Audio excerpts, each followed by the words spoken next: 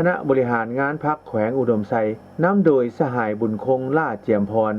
กรรมการสำห้องศูนย์กลางพรรคเลขาคณะบริหารงานพรรคแขวงเจ้าแขวงอุดมไซพร้อมด้วยคณะได้เข้าวางพวงมาลาไว้อาลัยถึงดวงวิญญาณของสหายพลเอกคำไต่ศรีพันดรอดีตประธานคณะบริหารงานศูนย์กลางพรรคอดีตประธานประเทศแห่งสาธารณรัฐประชาธิปไตยประชาชนลาวในตอนเช้าของวันที่5 เมษายนนี้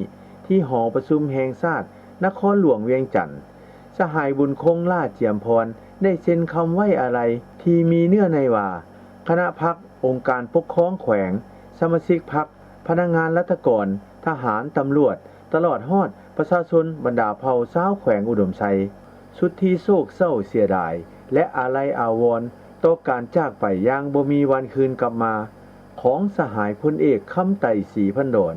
ผู้นำที่แสนเคารพรักของประชาชนลาวบรรดาเผ่าผู้นำปฏิวัติที่องอาจกล้าหาญเด็ดเดี่ยวเหนียวแน่นอุทิศเหือแหงและสติปัญญาเสียสละอย่างสูงส่งเข้าในภารกิจต่อสู้ปลดปล่อยชาติในเมื่อก่อนก็คือภารกิจปกปักรักษาและสร้างสาพัฒนาประเทศชาติในปัจจุบันผลงานและคุณงามความดีของเพิ่นแม้นใหญ่หลวงจะถูกจารึกไว้ในหน้าประวัติศาสตร์ของชาติลาวเฮาและอยู่ในความทรงจำของประชาชนลาวบรรดาเผ่าตลอดไปขอให้ดวงวิญญาณของเพิ่นจงไปสู่สุคติด้วยเถิด